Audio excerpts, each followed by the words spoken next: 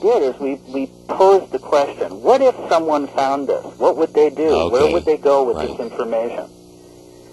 And most of the time, you know, we got an answer that, well, you know, unfortunately you're crazy, please don't bother us. You know, Jonathan, I've thought about this a few times since watching the video, and, I mean, there's no way I can put myself in your place, but I'm thinking, you know what, I may have done the same thing.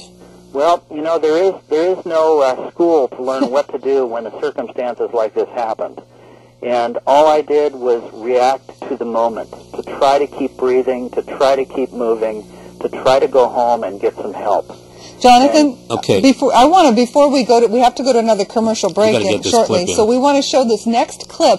Now we're going to show the clip where you have the creature in your living room or your kitchen floor, and unwrapping it, and you're measuring it and looking at it. Right. How many days after the event did this happen? That was 4 hours after I had gotten home. Okay, all right. Again, I'd gone to the freezer to tell myself this couldn't be true.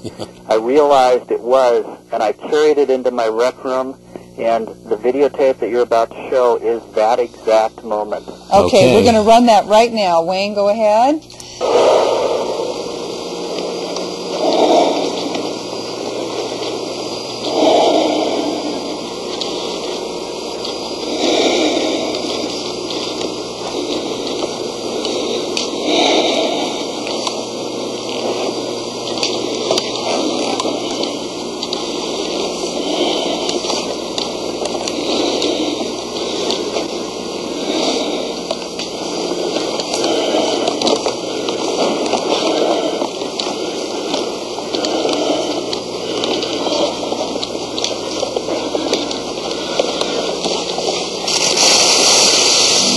I opened this up, and again I was very sick. I was still having many troubles breathing, but I needed to record this. I needed to record it for me, if for no one else, to make sure that I was seeing what I felt was in front of me, what the reality of this moment was.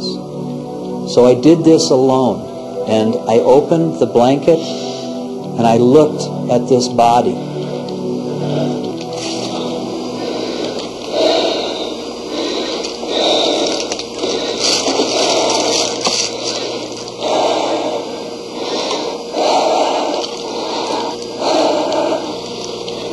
I looked at its hands and its head. I looked at the wound that in fact I had inflicted by hitting this branch in the woods. I saw the blood.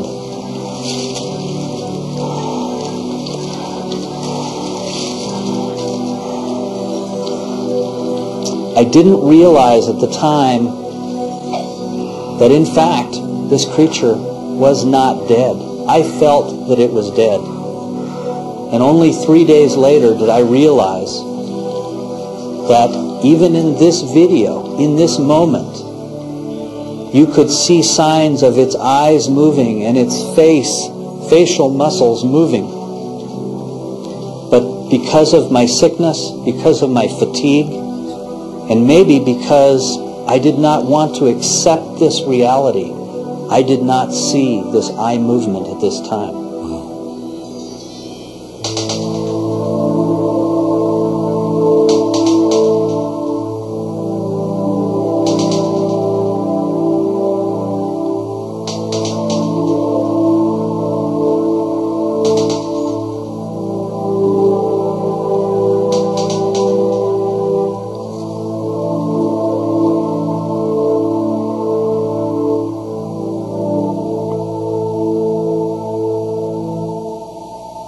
How long did you have this creature around your house?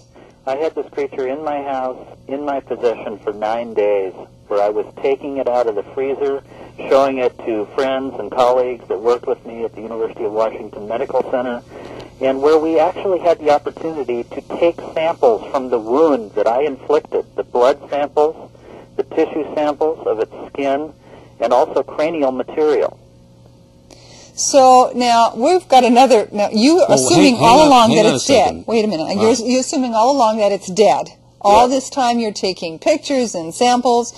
When did you realize that It wasn't. Well, on the third day, I had plans to have someone come over to my house and look again at this creature, a professor from my university.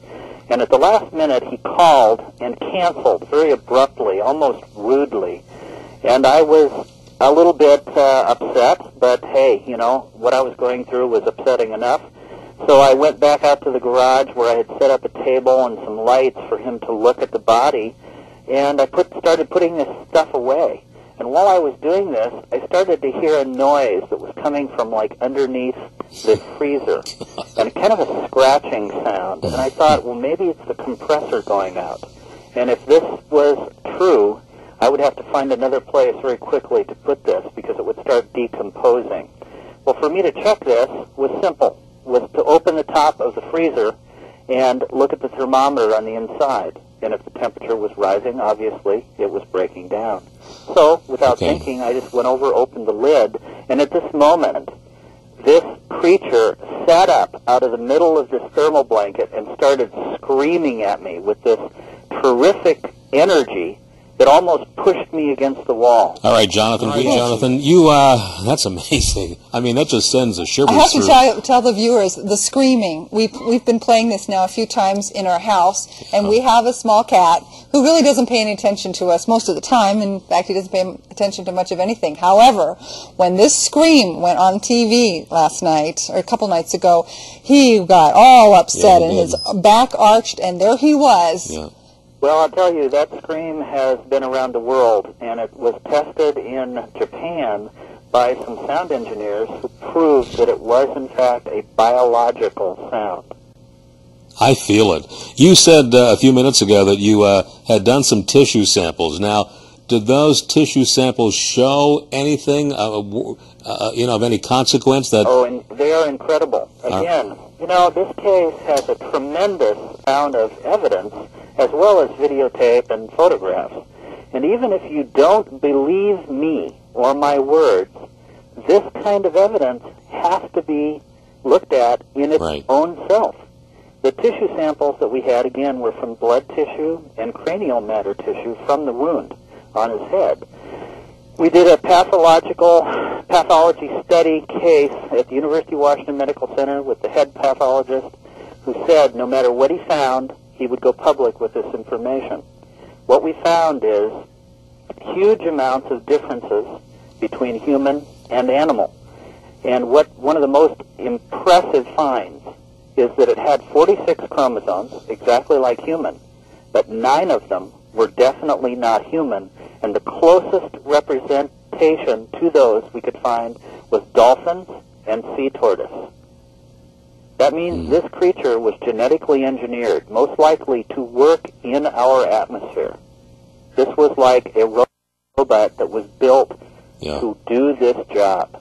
Well, that would make sense. The only reason, how else could it stay alive in a freezer for 3 days without any air? People say that, but, you know, we have to consider something. You know, penguins live at 52 degrees below zero their whole life. Sure. You know, and that's something we don't even think about. That's true. I'm sorry, Richard. There's more evidence also that you had. There's some kind of a cuff. Wayne, I think we have a photograph of yes, that.